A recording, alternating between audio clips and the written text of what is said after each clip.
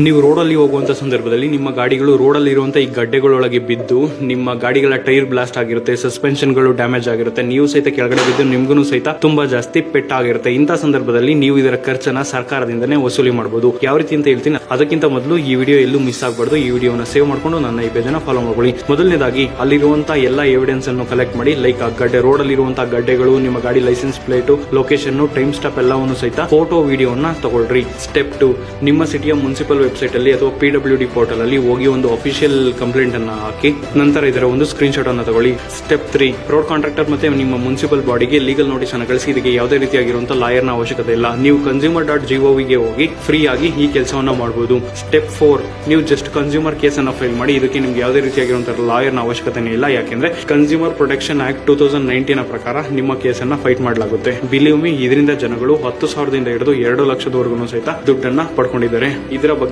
ತುಂಬಾ ಜನರಿಗೆ ಗೊತ್ತಿಲ್ಲ. ದಯಮಾಡಿ ಈ ವಿಡಿಯೋನ ಎಲ್ಲರಿಗೂ ಶೇರ್ ಮಾಡುವಂತದ್ದು ನಿಮ್ಮ ಜವಾಬ್ದಾರಿ. ನಾವು ಎಲ್ಲಾ ಟ್ಯಾಕ್ಸ್ ಅನ್ನು ಕಟ್ಟಿರೋನು ಸಹಿತ ನಮಗೆ ಈ ರೀತಿಯಾಗಿರುವಂತಹ ವರ್ಸ್ಟ್ ಫೆಸಿಲಿಟೀಸ್ ಅನ್ನು ಕೊಡ್ತಾ ಇದ್ದಾರೆ. ದಯಮಾಡಿ ಈ ವಿಡಿಯೋನ ಎಷ್ಟು ಶೇರ್ ಮಾಡಿ ಅಂದ್ರೆ, ನಾವು ಸರ್ಕಾರಕ್ಕೆ ಕೊಡುವಂತ 1 ರೂಪಾಯಿ ಟ್ಯಾಕ್ಸ್ ಅನ್ನು ಬಿಡಲ್ಲ, ಆದ್ರೆ ನಮ್ಗೆ ಇಂತ ವರ್ಸ್ಟ್ ಸರ್ವಿಸ್ ಅನ್ನು ಕೊಡ್ತಿರ್ತಾರೆ. ಇದಕ್ಕೆ ನಮಗೂ ಸಹಿತ ಏನಾದ್ರು ಆದ್ರೆ ನಮಗೂ ಸಹಿತ ಕಾಂಪನ್ಸೇಷನ್ ಬೇಕು. ಇದು ನಮ್ಮೆಲ್ಲರ ಹಕ್ಕು. ದಯಮಾಡಿ ಈ ವಿಡಿಯೋನ ಪ್ರತಿಯೊಬ್ಬರಿಗೂ ಶೇರ್ ಮಾಡಿ. ನಮಸ್ತೆ, ಜೈ ಹಿಂದ್.